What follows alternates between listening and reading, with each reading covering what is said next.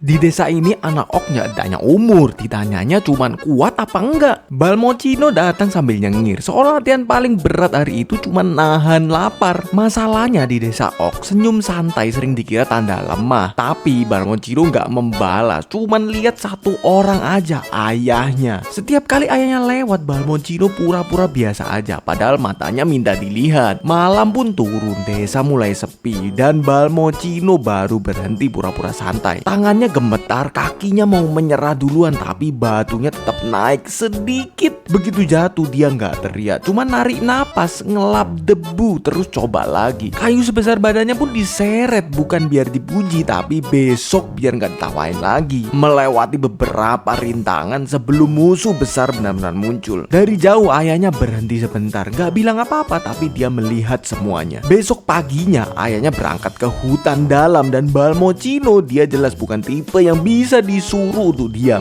Balmocino ngintip ayahnya di balik kayu, kakinya udah gatel pengen ikut. Dia jalan pelan-pelan, sok jadi pemburu hebat, padahal ranting kecil aja hampir bikin dia ketahuan. Awalnya sih terasa keren, tapi lama-lama bayangan ayahnya menghilang di telan kabut. Makin jauh melangkah, suara desa hilang, yang tersisa cuma napasnya sendiri. Balmocino sempat lihat jejak kaki besar ayahnya, lalu jejak itu berhenti begitu saja. Balmocino coba santai, dia berbisik, "Oke, ini masih bagian petualangan." Jelas bukan. Daun-daun berhenti bergerak, burung gak bersuara, bahkan angin seperti takut lewat. Lalu tanah bergetar, kecil dulu lalu cukup besar buat bikin kapaknya ikut gemetar. Akar di depannya bergerak pelan, bukan tertiup angin, tapi seperti sedang bangun. Balmocino mundur satu langkah, terus dua langkah, terus sadar jalan pulangnya sudah gak ada. Dari balik batang-batang tinggi ada suara retak besar, dan akhirnya Balmocino lihat siapa yang ngikutin dia.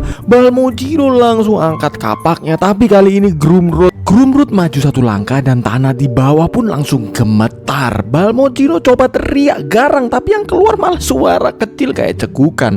Grumrud gak peduli, tangannya turun pelan, besar banget kayak pohon mau nangkep anak kecil. Tepat sebelum ketangkep, sesuatu kecil melesat dari atas pohon. Plak! Biji pohon kecil mendarat tepat di mata Grumrud. Balmocino bengong, tupai itu malah mendarat santai, seolah barusan cuma main lempar-lemparan. Ceriter cuma nunjuk satu arah, lalu wajahnya berubah, lari bocil. Balmocino gak sempat debat, begitu akar menyambar dia langsung lari sekencang-kencangnya. Ceriter lompat kiri kanan, ngelempar biji pohon kemana-mana, dan anehnya itu berhasil. Balmocino hampir jatuh ke lubang akar, tapi Ceriter narik telinganya dengan tepat waktu.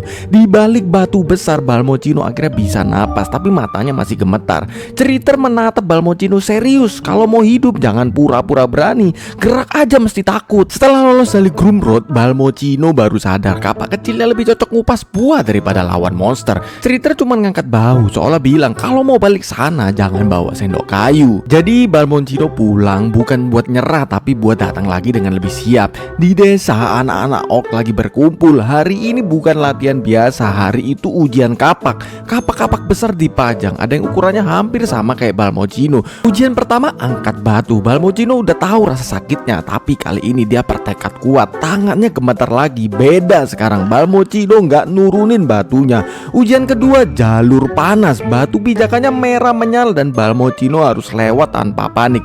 Ujian ketiga tebas kayu, kali ini dia nggak asal ayul, dia ingat semua latihan malamnya. Brak, kayunya dengan mudah retak. Yang biasanya ngetawain sekarang mulai tercengang. Saat disuruh pilih kapak, semuanya nunggu dia ambil yang paling besar kah?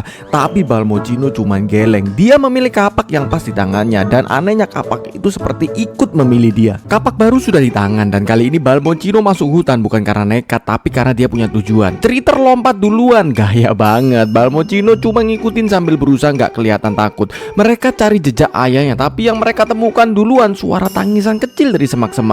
Dari semak itu muncul Snortik, babi kecil yang kelihatannya lemah banget, terlalu lemah sampai mencurigakan. Snortik menunjuk ke arah rawa dan bilang, "Ayah Balmocino lewat sana." Ceriter langsung geleng, tapi Balmocino udah keburu percaya aja. Begitu Balmocino Balmocino masuk rawa, tanahnya langsung turun. Oke, katanya ini bukan jalan ayah. Semak di belakang Balmocino meledak terbuka. Jebakannya ternyata belum selesai. Tuskor datang bareng senyum licik Snortik.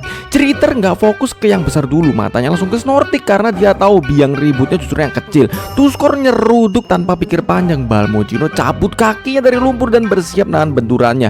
Di saat yang sama, Ceriter gerak duluan. Satu biji pohon melesak dan hidung Snortik langsung kena. Begitu Tuskor goyah, Balmocino nggak ngebuang kesempatan. Kapak hitamnya dihantam ke tanah, bukan ke badan lawan. Tanah pecah di depan Tuskor. Badannya yang besar kehilangan pijakan lalu jatuh keras ke lumpur. Snortik kabur sambil teriak, "Grumrod nunggu kalian di hutan terdalam." Balmocino dan Ceriter lari masuk makin dalam. Bukan karena siap, tapi Grumrod udah nunggu. Baru beberapa langkah, jalur di belakang mereka langsung ketutup akar. Hutan ini nggak mau mereka pulang. Tiba-tiba suara ayahnya manggil dari kabut. Balmocino hampir maju, tapi Ceriter langsung narik bajunya. Balmocino bilang, "Aku dengar suara ayahku," tapi Ceriter bilang itu cuman ilusi. Tanpa disadari ada sebuah arena di tengah-tengah hutan. Dan ya benar, ayah Balmocino ada di sekitar itu dan terikat kondisinya. Di saat yang bersamaan, Ceriter nunjukin ukiran Oktua sedang menebang inti hutan. Balmocino akhirnya paham Grumrud bukan cuma monster, dia penjaga hutan yang pernah dihianati. Belum sempat ngomong apa-apa, arena bergetar, batang pohon raksasa retak dan Grumrud keluar dari dalamnya. Grumrud menuduh semua orc cuma tahu merusak. Balmocino genggam kapaknya, tapi kali ini dia nggak langsung nyerang. Balmocino bilang kalau aku beda dari yang lain, tapi akar Grumrud sudah naik dari tanah. Akar Grumrud naik dari tanah. Balmocino takut, tapi ayahnya ada di depan mata. Balmocino langsung maju, kapaknya menebas akar pertama dan untuk saat dia merasa bisa menang, Ceriter dari atas ikut bantu. Biji pohon berterbangan bikin akar kecil Grumrud kacau sebentar. Tapi Grumrud diam saja, dia cuma membaca gerakan Balmocino yang terlalu lurus, terlalu mudah ditebak. Ayahnya berteriak, "Jangan adu kuat." Sambil menuju ayahnya, tiba-tiba muncul sebuah akar yang mengikat kaki Balmocino. Sambil merambat ke badan Balmocino yang berusaha melepaskan akar, tetapi selalu tumbuh yang baru. Ceriter mencoba menolong, ketangkap juga. Di bawah Balmocino, tanah akar terbuka seperti mulut gelap. Grumrud mulai menariknya masuk. Tiba-tiba boom, Balmocino sudah berada di desa. Balmocino bangun di tempat yang aneh, bukan hutan tapi arena latihan desanya sendiri. Dia berdiri pelan, semua terasa nyata, tapi nggak ada suara, nggak ada siapa-siapa. Lalu terdengar suara ayahnya, tenang, dekat, seperti dulu saat latihan malam. Ayahnya pernah bilang kalau badanmu kecil jangan adu dorong sama yang besar, bikin dia kehilangan arah. Kalimat itu dulu terdengar aneh sampai sekarang. Balmocino mencoba memutar kapaknya. Putaran pertama kacau dan dia hampir jatuh.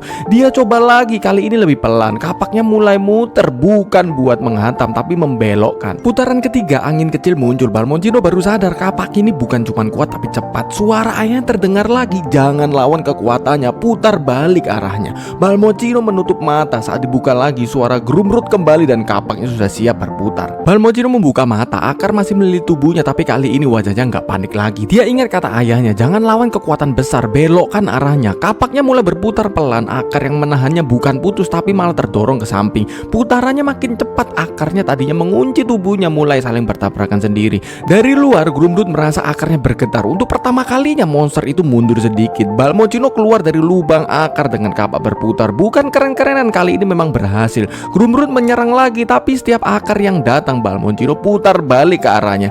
Dia mulai berlari melingkar di sekitar Grumrud. Akar yang mengejar malah saling bertabrakan. Grumrud akhirnya goyah dan langsung tertunduk ke tanah. Saat Grumrud menunduk, Balmocino melihat inti gelap di dadanya. Jadi itu yang bikin dia marah. Balmocino melihat inti gelap itu berdenyut, bukan seperti jantung tapi seperti luka yang masih hidup. Grumrud mengamuk lagi, tapi kali ini yang bergerak duluan bukan tubuhnya tapi akar hitamnya. Ayah Balmocino berteriak, "Jangan tebas intinya, kalau itu hancur hutannya ikut mati."